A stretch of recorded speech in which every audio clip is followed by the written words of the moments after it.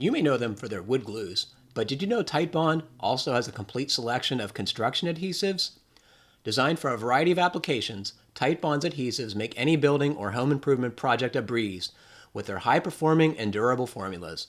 These adhesives are trusted by the professional, providing squeak-free subfloor installations, long-lasting retaining walls, and even fastener-free feature walls. Check out Titebond's construction adhesives at titebond.com, including their newest award-winning adhesive, Tight Grab Plus.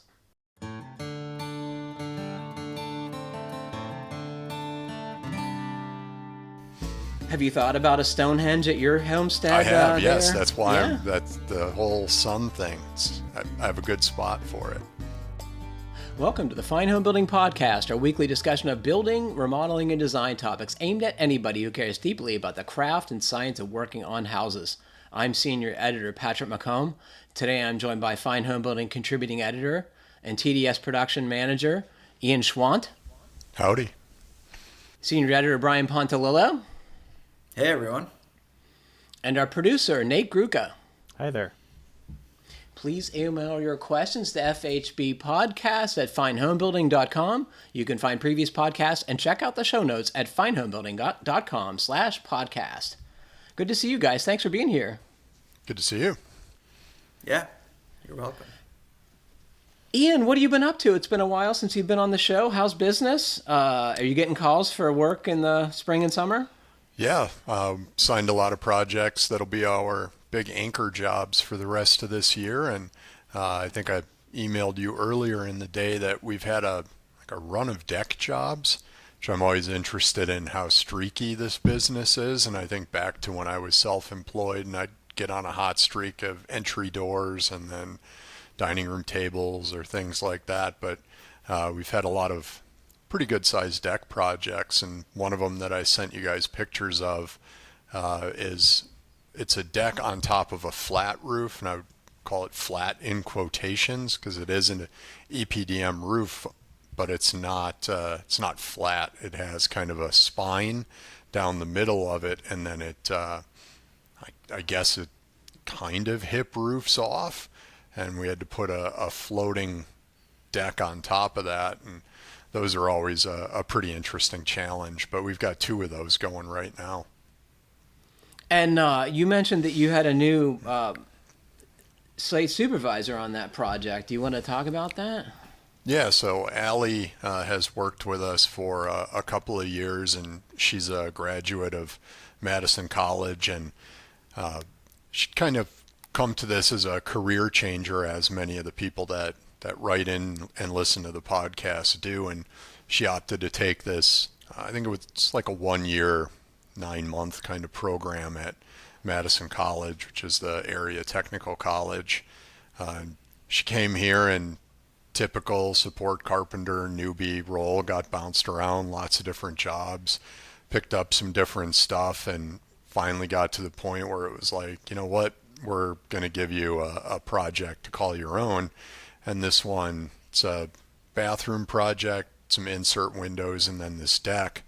And she's really grabbed onto the project and done a lot of the client management and trade partner management stuff. And now she's kind of building this deck as the part of the job she's doing while the bathroom's getting tiled. And just really great to see her get out there and get an opportunity to own a small project and kind of be the representative of the company on it. That's cool. Yeah, that's great. Ian, you all really do a wide range of work, huh? Yeah. Projects. Yeah, just finished a passive house, and now we're doing a handful of decks right now.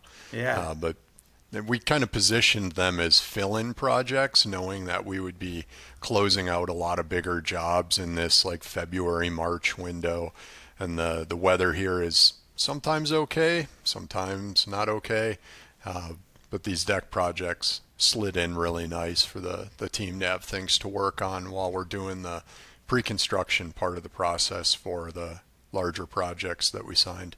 Yeah, that's great. It's interesting you mentioned someone who is considering or made a career change. We have one of our podcast listeners who's considering changing careers, and we're going to get to that question later. I look forward to talking about that. Cool. What have you been up to, Brian? You got stuff cooking in the editorial well, or on the project list for the homestead? Well, as you know, Patrick, we're this is a ship day for us, so that means that we have to finish a print issue today, and we call it a ship day. That goes back to the time when you like literally were shipping something to the printer for them to work with.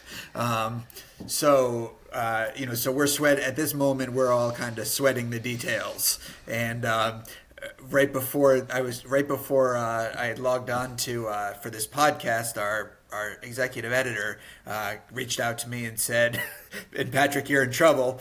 She said, "I asked Patrick about this, and he said, ask Brian." So, so I just spent the last half hour scrutinizing insulated roof details just to make sure that it was very, very technical Q&A that we have coming up in the magazine, just to make sure that it was all accurate. Do I need to check my email, Brian, about what I was working on with you and Samantha? Is there anything in there I need to work on? We were ahead of things with that one, but we worked hard. I think we wrestled that one to the ground. It took a minute, but we got there. Yeah, that came so Ian has an upcoming issue of the magazine. Ian has a Building Matters piece on budgeting versus estimating, which was an idea that came out of some thoughts that he shared on the podcast. So you can look forward to that. Yeah, it's really good. Well, y'all noticed I'm wearing a hat today from my, hair loss related to the ship date and finishing things for the magazine. So, well, as always, we heard from our fantastic listeners. This one comes from Mike. Hey, Patrick and crew. I'm one of the guys in Pittsburgh that Patrick stood up for the planned meet and greet, coincidentally scheduled for the beginning of COVID. Patrick, I'm still waiting for the promised rain date. I was listening to the podcast today, wanted to comment on Brian's plans for a shade structure and the crew's suggested methods for installing slanted rafters to better block the sun. As it happens, I'm currently building just such a structure. For Patrick's reference, it's in Sewickley. Did you guys know I grew up in Sewickley? That's the same town where this Mike is located, interestingly. He didn't tell you what street? He didn't tell you what street or we what have to protect his specific identity, I'm sure. He's not going to want his friends knowing he listens to this podcast. He says, my initial thought was to build it as suggested, i.e. use end screws into the rafters. However, my engineer quickly nixed this plan and pointed out that such structures are indeed covered by the building code and must be built to support standard roof loads. His solution was to add blocking between the rafters cut at the required angle specified by the architects based on the sun's angle over the site. I also added a ledger fastened to the beam below the rafters to add additional support and keep the rafters in line during installation. The blocking is cut from 2x4s on a miter saw set at the correct angle. It was quick and easy to make, and the speed of the installation and spacing the rafters. The structure is just over 12 feet wide, so additional blocking was added down the center of the joist. I screwed a 2x4 under the center, blocking the full length of the deck, just to make sure the blocking a bit cleaner when viewed from below. I'm enclosing a couple of in-progress pictures for your reference. Incidentally, the engineer also required the 2x6 beams connecting the posts side to side, as shown in the picture.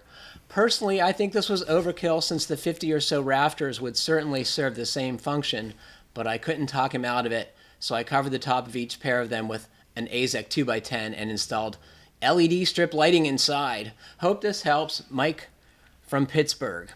What do you think, Brian?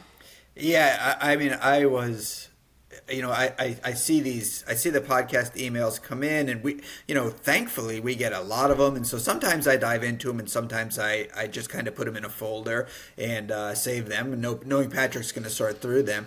But this one, Patrick, when you sent the invite to do this podcast, and I looked at these photos, I was blown away.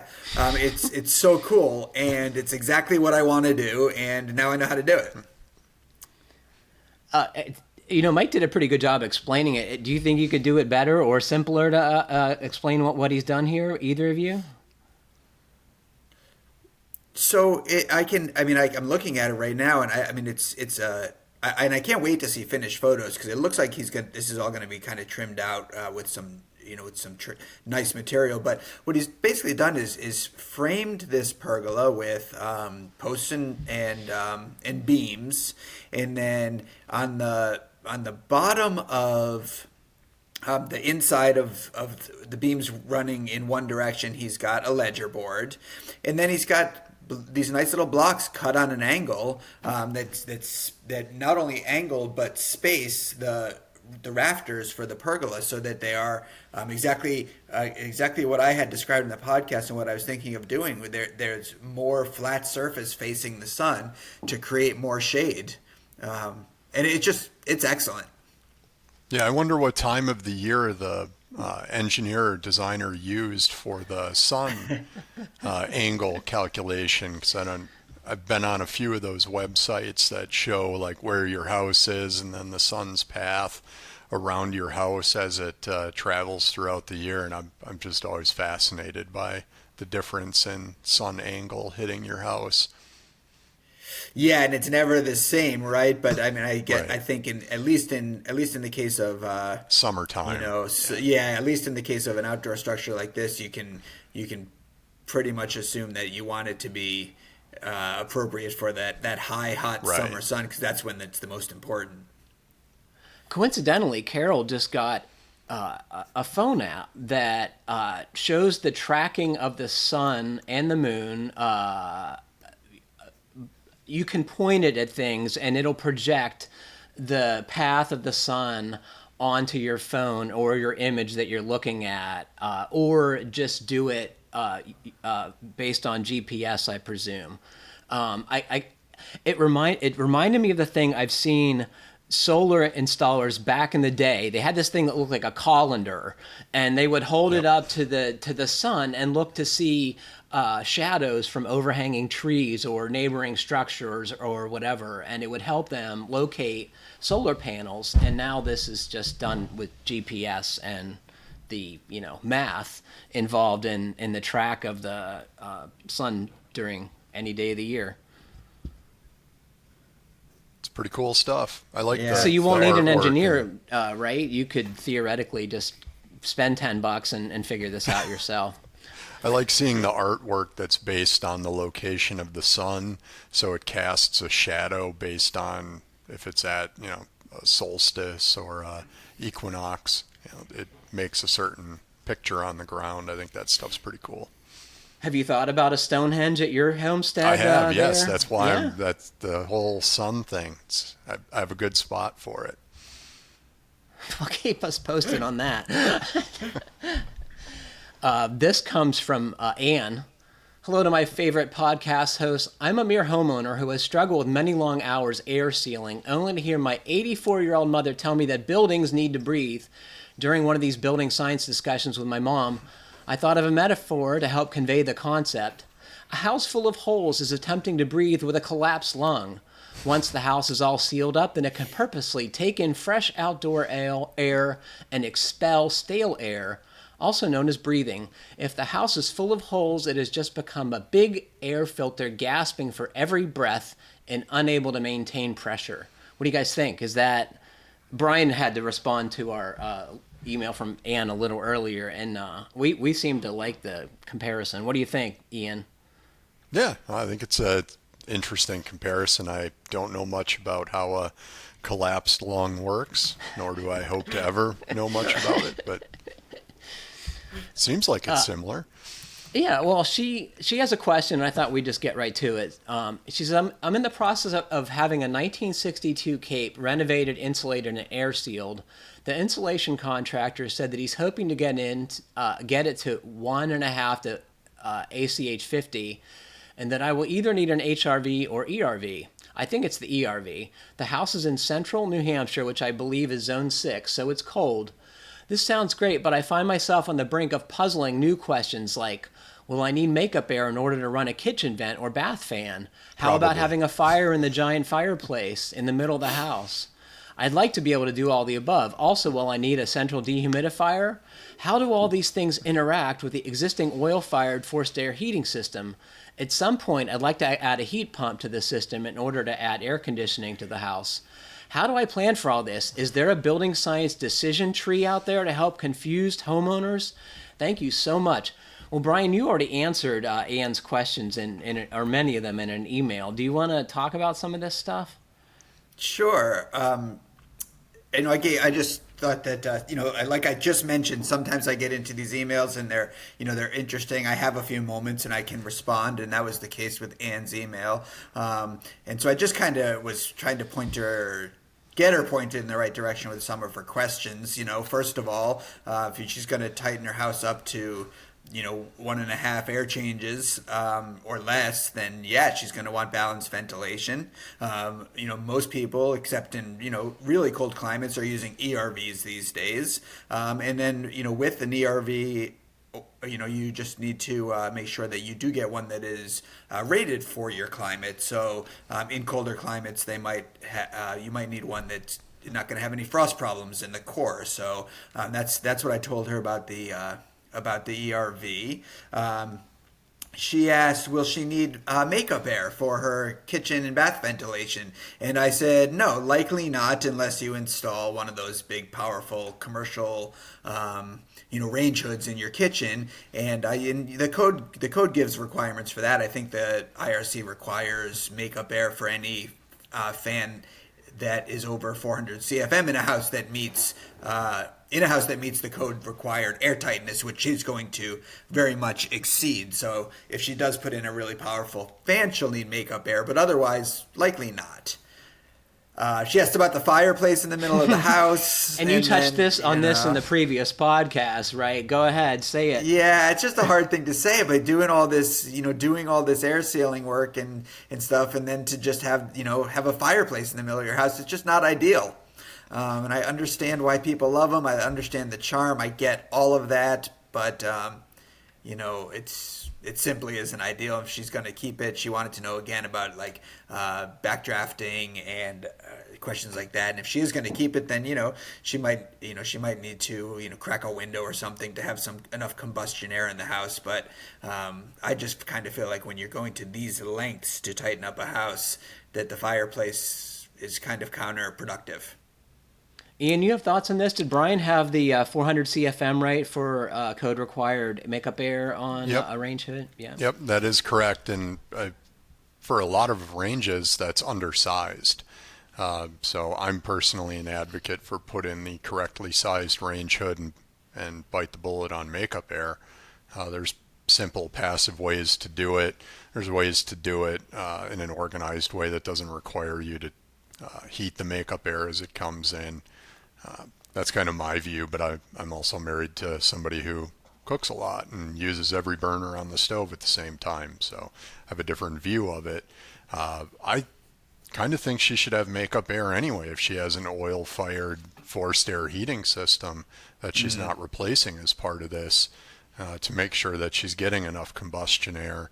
And if the fireplace is already existing in the house and you want to keep it, I think you'd have to turn it into some kind of a sealed, like wood stove type system if you wanted to keep it there. Because the risk is you can suck embers out of your fireplace when you turn on the range hood, right? Yeah, or you can backdraft your oil-fired appliance with the range hood, right? You're going to pull those exhaust gases back into the house. So.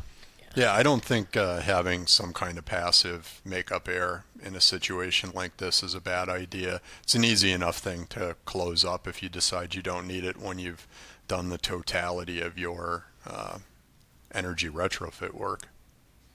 And you say that, Ian, even for a common range hood that doesn't move 100, 200 CFM. Yeah, I think it's a good idea because you don't know what else is going to be going on. You don't know if your pressure outside is going to be different, and then you're running the range hood and you have the fireplace on. I went through that issue where we had the wind coming from a strange direction, the northeast, which is uncommon by me, and it started pushing the gas stove that we have, like a wood stove but a gas version. It's a sealed unit, but it was pushing those combustion gases back into the house and causing our CO detector to go off. And you never know what the environment around you is going to do. You can't control it. So I think the passive makeup air is a pretty easy option.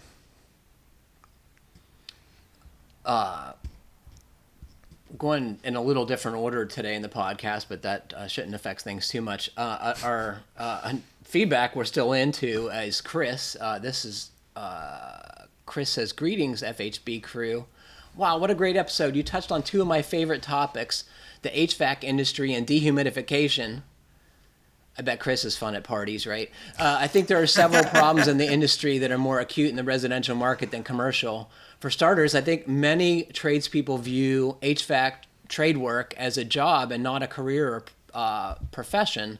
This applies to almost every trade field. If you view it as a job, you probably aren't going to have the drive or interest to learn more than you need to collect a paycheck. Most people just want to learn enough to do their job at a basic level. How many people are really good or at the top of their profession? 10% maybe? I think the folks at I think you folks at FHB, you're encountering those who are at the top of their field. Sadly, I don't believe they represent the majority. Also, let's face it, employers usually don't want to spend time or money to train people well. They're afraid they'll just jump ship and go work somewhere else. Thanks for the great show. Please keep them coming. Chris in Chicago. He says, I could write a book about dehumidification. Chris, you probably should, because once again, the industry needs that. And if you're into it, I would say go for it. What do you guys think? I think Chris is spot on. Some folks, and I don't begrudge them, but some folks are looking at trade work as just a way to punch a clock and make a good living. And is there anything wrong with that? Should we expect folks to want to learn more? I think that we can't expect everyone to be, super passionate like maybe the people that listen to this podcast and read the magazine and, our authors and us. But I think it's if you work in any industry, even if it's just a job, if your industry has risk and implications like working on houses does, then I would say it's still your responsibility to stay up to date and to be learning and to do your job right, do your job well. What do you think, Ian? I'm sure you come across folks who are really into it and some folks who are just punching a clock, right? Every day. I think you could say that about any industry. As Brian said, you're going to, it's the top echelon of people in an industry because most people are not at that level. That's just part of the definition of the top. But I see it a lot more as a failure of people who operate and manage these companies to motivate and develop their workforce. And I think Chris's statement at the end of a lot of places, they kind of want to treat you like a mushroom and keep you in the dark and hope that you don't ever want to get paid more than they want to pay you and kind of keep your skill level at a certain level so that they don't have to. I think it's an unfortunate part about our industry. And it's part of it is humans and human nature, and I can't go. We're not the Fine Psychology Podcast. I can't comment about that, but I also, and I've said this before about about builders finding good labor, and I do think that the right companies will not only attract, but I also believe inspire their employees. Because I've seen enough now really good companies that they do find great people, and the people tend to be really engaged, and it's because they're getting inspired to do good work and treated well. Right. And rewarded for it. Maybe before they get passionate about it, they're at least doing it because they're getting rewarded for it. Right. I think HVAC is exceptional in a couple ways. So if you're doing repair work, largely that means selling replacement equipment, and I think anyone who is a HVAC contractor would agree with that statement. And so you kind of already know what you're doing when you go into it. And I think it would be tough for someone who wanted to problem solve or improve the indoor air quality or the comfort of a client's house to do that. It's way easier to sell someone another 80,000 BTU air handler than it is to really look at, is this system you have working? Are there things that we could do to make it more efficient or cost less to operate? And unfortunately, the business, I think, model doesn't support a lot of that. And I don't know how to fix that particular problem. Yeah, Brian mentioned the Building Matters article that I was working on with him and Samantha for this upcoming issue of the magazine, and my first crack at it was like a 2,500 word diatribe about selecting contractors and kind of industry differences overall that I had to be reined back in on by my editors. But it's you have to know who you're choosing to do your work. If you are going to go out and find an HVAC contractor and you need a system designed, like Patrick said, there's some contractors out there, their specialty is yank that old oil burner out, put a brand new version of it in, and get you turned around on a cold winter day when you really need it back up and running. And there's a place for people like that, but that's probably not the guy who's going to come and be knowledgeable about an HRV and your air sealing and makeup air and maybe even a heat pump. So it's about knowing who you're calling for what their specialty is that they can offer you. I think in fairness to the industry too, the equipment has changed so much even in my lifetime, now modulating, multi-speed, Yeah, why would you even put in a single stage furnace anymore? One reason, and it's because it costs the least, right? Right. That's the only reason.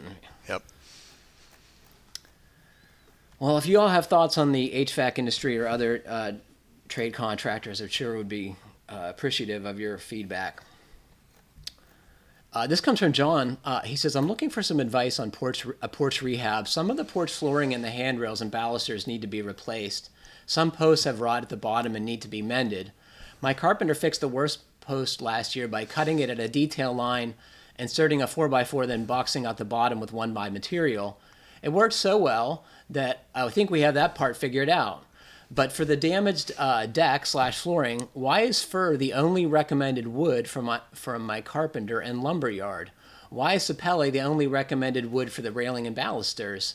It seems to me that the harder sapele would be better for flooring and the lighter fir would be better for the railings. Why is white oak not in the running?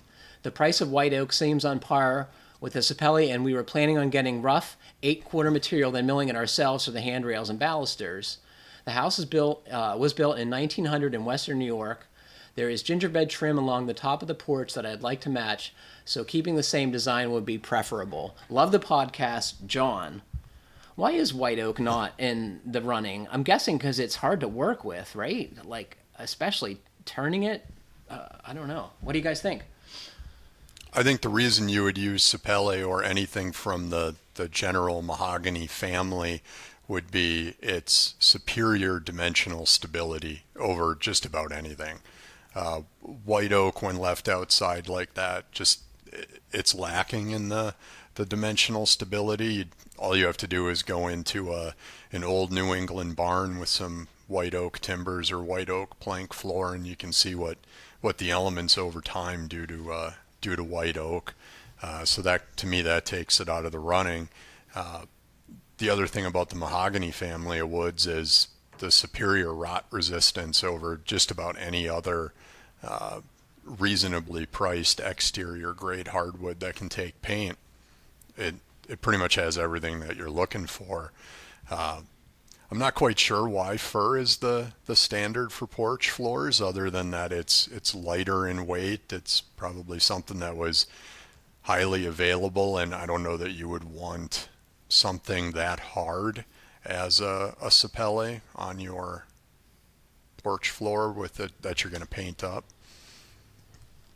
I think the fir is traditional because quarter sawn, it doesn't matter if it gets wet and expands, right? It's going to expand the right way. And if you see porch fir flooring, it should be vertical grain, and the stuff I've seen is. This is a conundrum, though, because the sapele is going to be pretty spendy, right, Ian? Can be, yeah. Can be, but there's other families or other wood species within that mahogany family. The sapele, because of the size of the trees, typically is a bit more reasonably priced, and you can get a good selection of the quarter sawn or flat sawn material out of it for these type of projects. Plus, I don't think you can beat that when it comes to turning something for a, what sounds like a Victorian style porch. What do you think, Brian? There's I've most of the actual porch flooring that I've seen has also been, just like you said, Patrick, has typically been fir and vertical grain fir, and it's going to be, and I think my first thought was I started to try to imagine all the porches that I've seen and the floors, and they are often painted, right? Yeah. They're protected and painted, but I was less sure about the Sapele and why that was the only option. Except one thing to keep in mind is that lumber yards and local and specific localities typically have certain things, and they sell it for this purpose, and that's what everyone in that area uses. So if you went somewhere else, you might find some other options. But I just was helping one of my son's friends choose some materials recently, and he was like, "Where's all this stuff? Where's all this stuff?" And because the local lumber yards, they don't have it, and they say, here's what your options are. And they said he was confused because they said it with such certainty, like there were no other options. And I had to explain to him that, yes, locally there aren't other options, and it's going to be much trickier to get other flooring materials outside of what our local lumber yards stock. So that's part of what's going to be, what your options are going to be for any project as well. Ian, I got to ask you, I'm guessing your clients are after low maintenance, no maintenance, they often describe it, right? And so the temptation is to use cellular PVC or another plastic type material for this. For sure. My observation is that that's a mixed bag. How does it work out for your clients?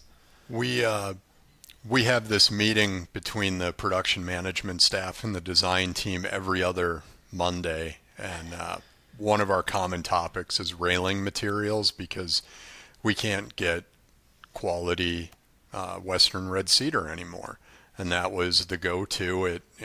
The historic stuff, they were good with it. You could paint it up pretty good and get it to be lower maintenance. And oftentimes on these historic projects, you have to have your material okayed by the historic people, and you can't go to something like a cellular PVC or some other products.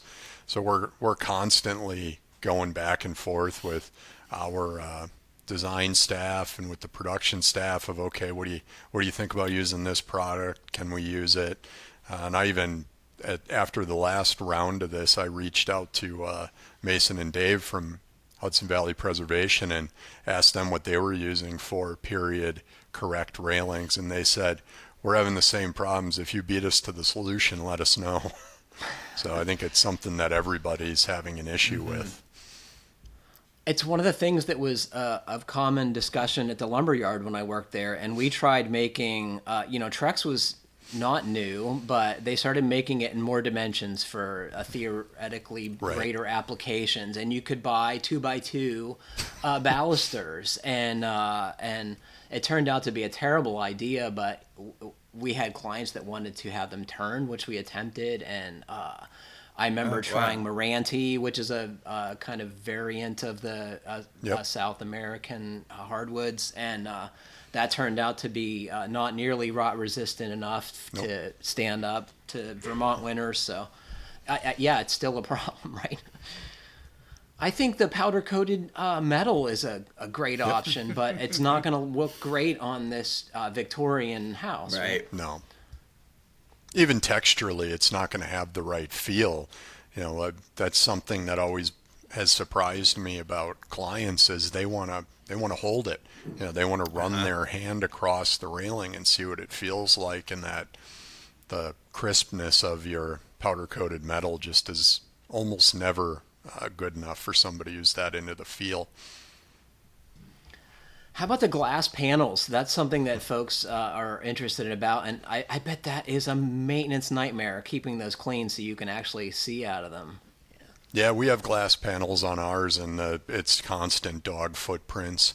everywhere as they're barking at passing cars and just, chasing after toys and fighting each other and running into them.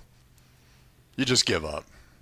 You just give up. Just learn to live with it. Yeah. It's dirty. Let it go. Well, if y'all listen and have thoughts on the best railing materials or things you've tried that didn't work, I would love to hear either, because it's that time of year for starters. This comes from Mike, who coincidentally has another question about a porch. Mike says, if you want a question to puzzle on, this same house has a nice front porch with Douglas fir flooring.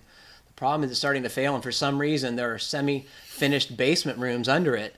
The clients want to replace the flooring and at the same time stop the rainfall into the basement rooms. Are there any ideas on how to replace the floor with wood and make it watertight? I thought of EPDM under the floor, but I'm sure that would only lead to rapid rotting. Brian, didn't Mike Girton do almost this identical thing in an issue of Fine Homebuilding? So I think he might have, but do you think they're talking about a porch that is extended out from the foundation, but inside that foundation there are rooms, and they're afraid to get water leaking in the foundation there? So in other words, the rooms aren't directly under the porch. My guess is they are direct assumption. My guess is they're directly under the porch, and this Mike is from Pittsburgh, so it was likely a coal cellar, right? This is where the truck would have unloaded the coal outside into the house. Okay. And they're not meant to be. It's like an in between. It's not really inside or outside, right, Ian? Yeah. Right, but it's space that somebody decided was space that could be reclaimed as living space for the house. And I think you do a similar detail to the deck I was talking about when we started the show in the photos that I sent you, Patrick, of the the EPDM roof that then you put a sleeper, pressure treated sleepers on that aren't connected to the roof that have a slip sheathing of the EPDM, and then you just do it like a regular deck, and then you can have your porch and a weather sealed area below it. You could probably even do some air sealing and other waterproofing details to really make that more usable space. Could you put insulation under the Sure. rubber? That seems like that would be a smart move too. Yeah. What Mike did that you're thinking of, Patrick, I think that was for just to keep the space underneath a deck dry. And he uses an EPDM membrane to create an underdeck drainage system where he kind of drapes it over the deck joists and tighter towards the house and looser towards the Creating rim. a funnel. And creating a funnel, yeah, exactly, in each joist cavity, and then he puts a gutter at the end to carry the water away with a downspout and underground drainage, and then he can put some finished material underneath there as sort of a ceiling on the bottom of the deck. And I think Mike's done that a number of times and has had really good luck with that. Yeah. I think I've seen a piece that he did on retrofitting that to an existing deck where you cut the triangular shaped pieces of EPDM and staple them up from underneath, and then you can do the exact same thing. Yeah. Well, Mike, depending on how dry it needs to be, you could take either approach, I think, and make a much better space than you have presently. Oh boy, this is a great question. This comes from Brett. Hi, FHB Podcast. I recently completed a barn renovation and would like to do traditional timber frame shed roof and a freestanding deck. I already attached the ledger for the rafters when I did the siding. For the footings that will support the vertical posts for the roof and deck, I'd like to do traditional Japanese stone footings. My question is, how do these footings work? Japan gets snow, so I presume they have some frost line, yet these footings are very shallow. Do the vertical stones and gravel infill absorb the frost heave somehow? I'm trying to avoid deep excavations for footings, and I love the traditional scribe-to-stone look. Please advise as to whether this is lunacy to attempt. Well, anything cool It's probably looking lunacy is to attempt. worth doing. Yeah. Ian, you have been to Japan, I learned. No, I have not. Nate has been to Japan. Nate has I would been to love to go to Japan. Japan. Brian is going to Japan. Yeah, it was a lot for you to take in there at the beginning, I know. Oh my gosh. Who wants to describe? Maybe we should have Nate describe it. Who wants to describe what this looks like? Because it is impossibly cool. Well, the look is pretty simple, right? I mean, you have like you have a stone, you have a rock, a very natural stone that's seemingly sitting on the ground, and a post that comes down and is scribed, Tenoned into the rock. Yeah, and tenoned into the rock. You don't see the tenon, but it's scribed around the rock, so it looks like it contours right to this stone. And it is tenoned in, and probably traditionally was was all done with chisels, but that's not necessary today. How to do this with frost protection is the question. We have to first say that Ian has researched to learn that frost is really not a concern in Japan, right? Right. Only on Hokkaido do they have the actual frost, and depending on their December snowfall, that it may only be to 6 inches or 20 inches below the surface, and then the other islands just don't seem to have it when you look at their wintertime temperatures. So that's the answer, is that this can be virtually on grade and not have the potential to heave in cold temperatures. So it's not helpful to him because he was trying to avoid deep excavation, but could you pour a footing and then do this on top of the footing? Sure. Yeah. I think you could really also wanted to drive do it. a helical pile and put fake this it. on top. Yeah. Yeah. Yeah. I like that idea. Fake it. Like a cultured stone footing. How do you attach the footing to the top of the helical pile? That's the rub. Yeah, that's for the Fine Engineering Podcast. We got to get them on speed dial. No, I think you could drill a hole in it and have some kind of rod or whatever connecting it with epoxy, and then put your post on top. I also think you could put the rock right in a wet sonotube with some degree of success. Yeah, I was going to say this is one of those, can't remember the trade name for them, but they're like that concrete block with the pins that you drive into the ground. I'm blanking on what the trade name is, but they could make that top pier piece actually look like this rock so that you could mount your post to it. That'd be pretty neat. Patrick, I got to look up what this thing is called, because that is the perfect solution. Is it a diamond pier, right? Diamond pier, that's it. Yeah. Oh man! And so instead of the diamond at the top, you make it. You'd have the rock. Oh man! Be pretty cool. Brilliant. Take that idea and run with it, Brett. Just give me credit. I hope Brett sends us photos of how he solves this problem, because you're gonna have to figure out the details. We've got you as far as we can, right? But how could you frost protect this if you really wanted to do this? How could you go about frost protecting it? You'd have to do it on all sides, right? What on all sides? You'd have to frost protect it on all sides, right? So it'd be like a fully frost protected pier. So you'd have to go out your X amount of footage from each, like in a radius around the post.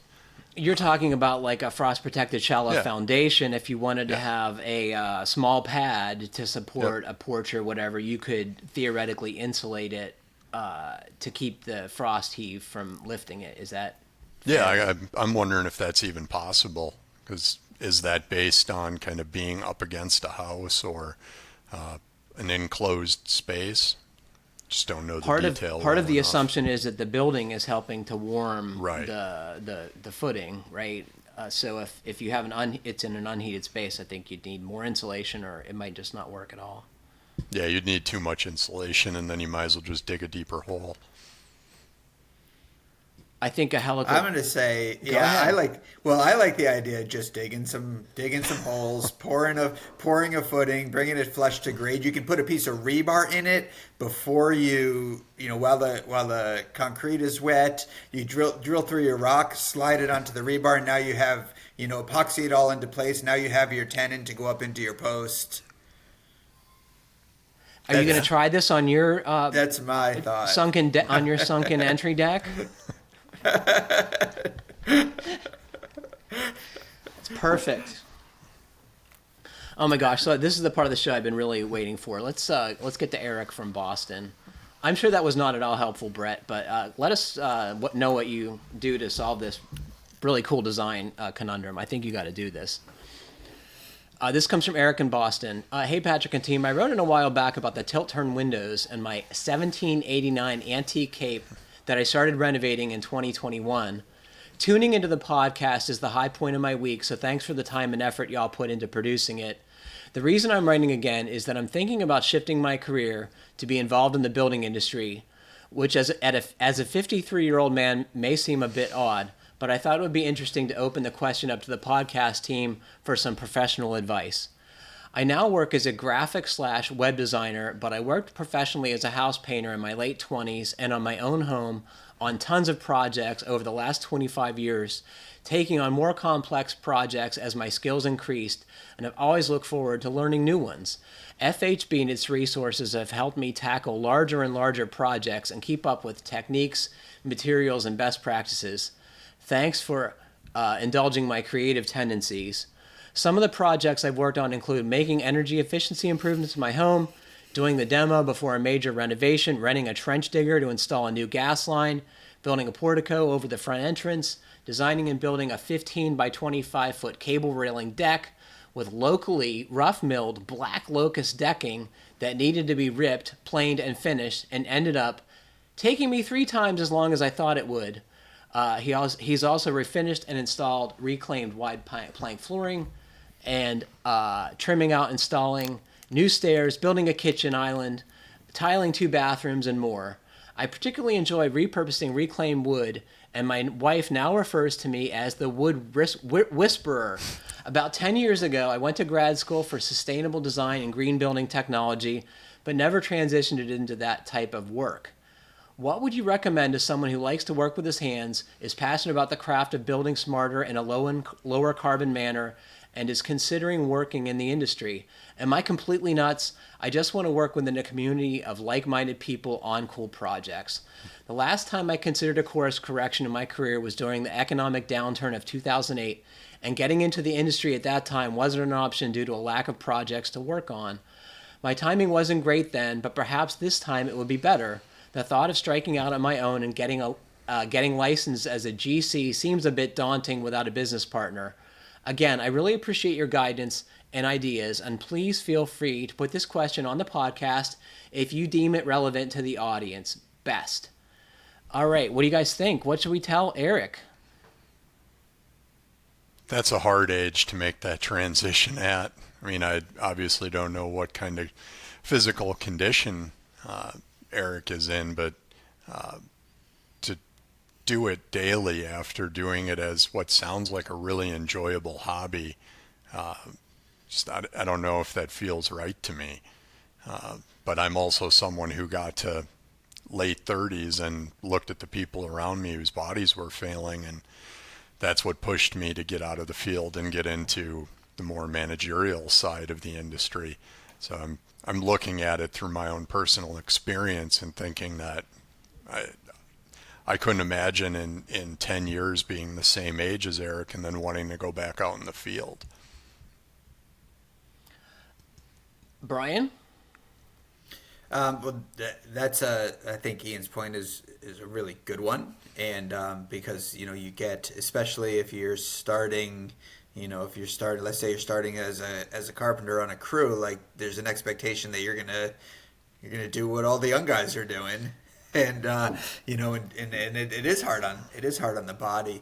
I also feels like he wants to do a certain quality and level and type of work, which is not necessarily easy to jump right into. Yep. And so that's just a, I don't know, maybe it's just a reality check, like, how many builders in the area are actually doing the quality and type of work you want, that that he wants to do, and it is going to feel satisfied and rewarded doing. So that I don't know where necessarily where that leaves him. And at the same time, if he feels super passionate and this is what he wants to do, like, don't wait any longer. Right. Patrick, That's what do you what think about? Say. What do you think about something like Habitat or any of the other community organizations for somebody like that to be involved in? I'm glad you made that suggestion. I think that is a fantastic one because, you'll have college students and high school students to do the heavy lifting. And if you have some chops and are willing to be nice to people and roll with the punches, I think you could make a great career and do some real good there and feel good about what you're doing. I think it's also important to point out we've had a couple of coworkers, Brian, who have made the transition later in life back to trade work, and Kevin Ireton seems to be doing fine into his 60s, and we have other former Fine Homebuilding editors who are still working construction every day. I think they are lucky that they started earlier and can pick and choose what they work on, maybe more than Eric. But I think, we should toss it out to builders and remodelers in the Boston area who want a smart person who's willing to learn, who doesn't have a lot of experience on paper. It might be a perfect fit. Yeah. What is the special sauce that makes someone, get to their 50s and decide that I want to try something new, and people do this? That's a good point. Well, what is it? What do you think it make? I don't know. Yeah. Well, I think, there's I know I can, just for me, there's like, I'm just I have such a curiosity, and a lot of it relates to things that are occupations, so, so for example, I just feel like I could definitely make career changes. I mean, money's always a matter, right? Because you make a career change and you're likely going to take a pay cut for a while anyway. So money's always a matter, but I'd love to get a job in a bakery and learn how to bake bread. I like getting up early in the morning. I love bread. Yeah, I love bread. I love working with my hands. And if I had the right pastry chef to teach me, I'm sure that I would be endlessly fascinated by that. So I think some people have curious minds, and I also feel like the more we get, and I know this from the work that we do, like the more I learn about things that I have a little bit of passion about, the more the passion grows. Right. It comes with as I learn more, I get more and more passionate about it. So I wonder if that's what's happening with him as he dabbled, right? He painted a little bit professionally, but then he did these projects on his own. And if he's a curious person and wants to do things right, he probably did a lot of research and gathered a lot of information, and then got more excited about doing it right. And that kind of thing. That kind of thing happens for me. So I mean, guess, like I said, I could if it was feasible, I could make lots of career changes, I think, and be really excited about them. One thing that came to mind when you made your bread baker analogy was being in Boston. North Bennett Street School has their carpentry program and their historic carpentry program, and they do small classes that you could do a workshop class or a weekend class, and that's going to introduce you to a whole bunch of like-minded people, and just start approaching it from the professional networking end and see what kind of connections you can make with other people, and maybe focus on that first and make those connections with other trade people and other like-minded builders, and see where that takes you, more so than putting the skills and the exhaustive list of home renovation projects you've completed out there. Try getting in through the networking end. I talked a little bit about it to Eric in an email, and I said, well, what do you want to do? And he's like, well, I really want to, My wife says I'd be a good project manager, but I really want to be hands-on. I mentioned you were going to be on the show, Ian, and he recoiled at the thought of having to look at spreadsheets all the time, as I would. And so it sounds like he wants to be out in the field. And I would tell Eric to go to Habitat was suggested, and scratch the itch that way. And if you like it enough, I'm guessing it wouldn't be hard to get a position there, running crews or being a project manager or any number of things. I'm guessing you have design chops too, given what you do. I would think that might be an easier transition in a design build firm. If you wanted to do design work or drafting, I think they would it would be into their advantage to use your skills in that regard too. What do you think about that, Ian? Yeah, I think the whole story is like, don't just try and go out there and get a job as a carpenter. Think bigger than that. And whether it's getting involved with something like Habitat or using that community end of it and all of the other skills that you can offer, and see where that takes you. It's an interesting question, and it's one we've fielded in the past. And I think it's so individual dependent that it's tough to answer, but maybe listeners will have some further thoughts for Eric about what he should do with his career. Yeah, I was asked this question by a few people at Madison College estimating class that I sat in at about a month ago, and there were some people who were into their 60s, and it's challenging to figure out what to tell those people. You want to be encouraging about the interest in the building trades and encouraging about the industry as a whole as a place that has opportunities for all people, but at the core, it is physical work. So you do have to take that into account. Eric, the other thing you could do is call up the Silva brothers and just tell them you're starting. Just show up. And just show up and bring donuts. And well, it's been a pleasure talking to you guys. Thanks for being here. Yeah, thank you. Yeah, as always, it's fun. Well, unfortunately, that's all the time we have for today. Thanks to Ian, Brian, and Nate for joining me, and thanks to all of you for listening. Please remember to send us your comments, questions, and suggestions to FHBpodcast at finehomebuilding.com. And please like, comment, or review us however you're listening. It helps other folks find our podcast. Stay safe, everybody. Keep craft alive. Happy building. Thanks very much for listening.